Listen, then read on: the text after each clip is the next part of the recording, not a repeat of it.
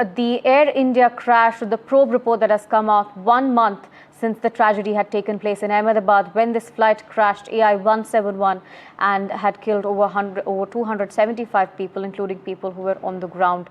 Now, we are on NDTV tracking for you the details that are coming forward in this preliminary report and what we can look into it or what we can understand from this. Now, one of the major details of this is that both engines had shut off just moments after takeoff had taken place. Not just that, but we also have the cockpit recording that the report has investigated, where one pilot could have been heard saying, why was fuel cut off? Why did you cut off? And the other pilot, in fact, responding saying, I didn't do it. Now, of course, no conclusion has come forward yet. We'll have to wait for the final report for that. NDTV's Vishnu Som, of course, joining us on the broadcast to bring us more details and help us understand what we can take away from the preliminary report. Well, what I can tell you at this stage is that, and what we're going to do is we're going to actually focus on some of the key footage that we are actually seeing on the screen right now. This will give you a clear idea of what exactly is taking place. But the basic point is this. Now, just as the aircraft was taking off, within moments of taking off, the engine, the fuel switches of the engines were switched off. As a result of this, the engines were starved of fuel. Once that started happening, they started losing thrust on the engines. The engines effectively stopped. One of the pilots tells the other pilots, and then this happened actually. The ram air turbine was deployed. What is the ram air turbine? It's a small system. It's a propeller which actually emerges from the fuselage just if there is a dual engine failure. Just freeze this image for a moment. This actually deploys if there is a dual engine failure. So at this stage of the flight, which is just a few feet off the ground, you're already in a situation where the fuel switches are off and the ram air turbine has deployed. That ensures there is electricity available for cockpit instrumentation, that the hydraulic fluids in the aircraft can actually flow as the pilots try and work the problem. One of the pilots, and we don't know which one because it's not specified in the report, tells the other pilots, did you do that? The language used was slightly different. And the other pilot says, no, I didn't. So in other words, there is confusion. There is no clarity on who exactly did that. So let's continue with the video, or in fact, we can stay on this. This is the fuel control switch that we were talking about. So moments after takeoff, the fuel control switch went from the on position to the off position. Now, this is the real mystery. How exactly did this take place? Because this is not a switch which, or these aren't switches like your normal switch, which you switch on and off. Firstly, the on position is on top, the off position is below. In order to move from the on to the fuel cutoff position, you manually lift the switch, right? And then you push it down, let go, and it locks into place, right? Once it locks into place, if you attempt to push it back up, it will not go back up. You need to lift it, and then you need to push it into position.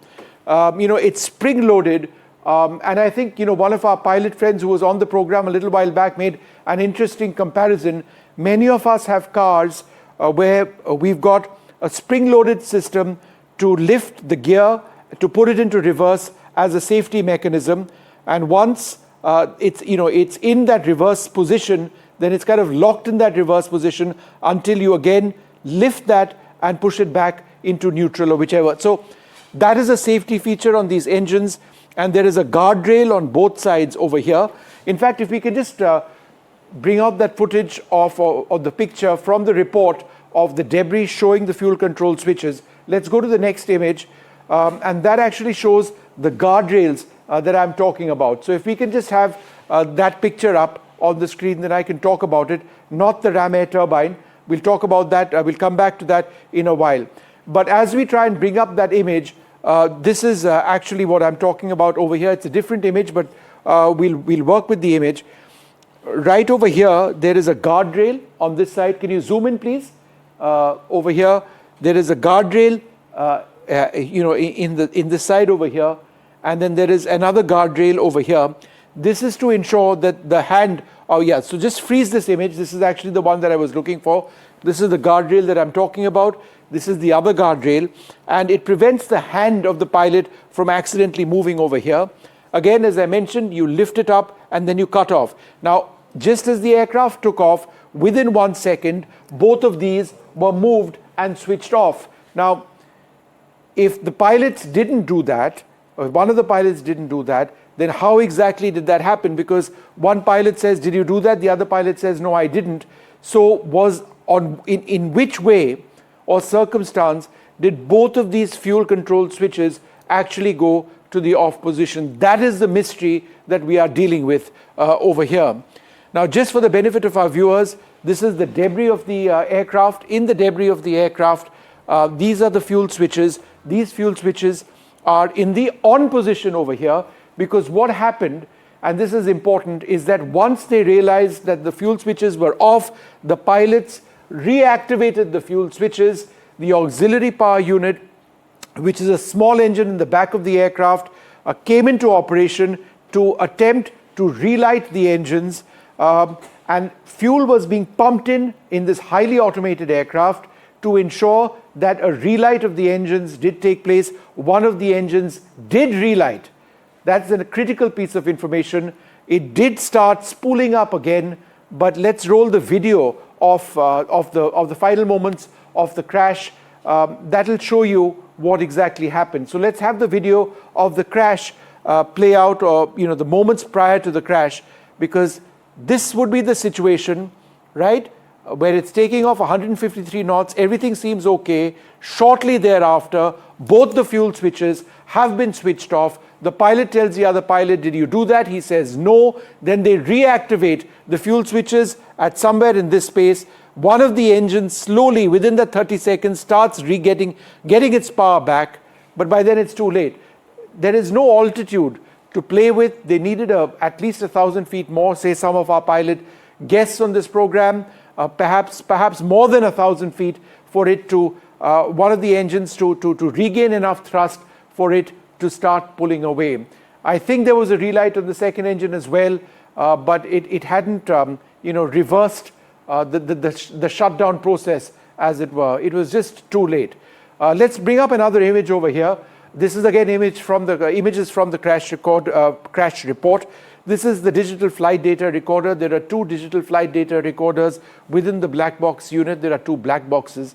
The digital flight data recorder and the cockpit voice recorder, those are both key elements. The cockpit voice recorder records the audio of the pilots in the cockpit, and the digital flight data recorder records all of the flight parameters, the position of the switches, the functioning of the engines, the fuel flow into the engines, the thrust which was going in, all sorts of things. Now, as you can see, these were extremely damaged, and the report does speak about how a memory card from within these was actually taken out with the assistance of the American NTSB, the National Transport, the US investigator, the National Transport Safety Board of America. They brought in specialized harnesses and equipment to be able to open this, retrieve the data from the memory chips that had dozens of hours of information, and certainly had information which was important to come out with this preliminary report. The next one, of course,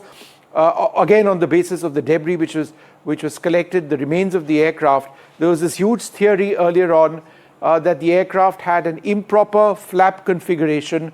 In other words, the flap, which is an essential part of its wing, it was incorrectly configured, which is why the aircraft didn't have enough lift taking off. That's not the case at all. The flap control was in the flaps 5 position. If the flaps had not been deployed at all, this lever, this handle would have been right up in the front over here. So it's been moved down. This also needs to be lifted or to the side before it sort of brought into position. This would have been the correct flap position. So all that theory in the early days about, the plane was incorrectly configured for takeoff, that didn't happen. It was configured absolutely perfectly. And let's have one more image, which we have is of the undercarriage and what the debris actually shows. So let's go to the next image. That next image is queuing up. It actually shows this. Now, this is a normal image of what a Dreamliner's undercarriage lever should look like. Even this, and this is common. If you want to lift the undercarriage, you pull this out and then you lift it to this position. Again, it's not something that you move up and down like this because it's a safety mechanism. Now, it was extended. In other words, it was never retracted by the pilots. Now, this is not something that is strange. In a situation like this, where you've discovered your engines have stopped functioning, you are not really thinking at that stage perhaps enough about wanting to retract the undercarriage, which is useful because if the aircraft is clean, it's got less weight, it's more aerodynamic, then you can actually climb away better. But at that stage, they're trying to restart the engines, they're trying to ensure that the fuel flow is back. So those are a couple of key points which we have at this stage. Aarti, there have been several reactions which have been coming in as well, right? What are some of the reactions which have been coming in? Vishnu, Tanushka also joins us to bring us those details as well from the ground. Tanushka, thank you for standing by there with the details. If you could take us through what the Air India officials as well as the Boeing chief have been saying, and if there's been any reaction from the Civil Aviation Ministry as well. Right, Aarti, we're still awaiting on a reaction on the preliminary report of AAIB from the Ministry of Civil Aviation. Yesterday evening, Union Minister Ram Mohan Naidu for Civil Aviation had said, this is before the prelim report had come about, had said at an event that of course they will ensure that transparency is ensured throughout the process of the investigation, and that AAIB is an independent body, is an independent investigation body as well. They have their own regulatory authorities as well, so they are solely in charge of the investigation along with the other bodies that are involved. So they are working in tandem with the other bodies, but the ministry can of course overlook in terms of transparency and ensure that the investigation goes on smoothly. This is what the Minister for Civil Aviation said yesterday. We do understand that Air India and Boeing have also come out with responses to the prelim report. Air India and Boeing maintain similar sentiments. They offer their condolences to the families of those who have lost their loved ones in this tragic crash. Air India says that they have been contributing and supporting the investigation throughout. Of course, they're compelled to do so, and they say that they will continue to do so as well. Boeing CEO Kelly Ortberg has also, given out a written statement in which they say that they will defer to AAIB and will stand in terms of any sort of support that is required in investigation. Now, what the report states is also what we know is that no recommended action has been issued to Boeing 787 or GE Gen-X engine operators in this prelim report. The final report may or may not say so, depending on this. But as of now, there has been no action that has been put out in the prelim report from AAIB towards Boeing.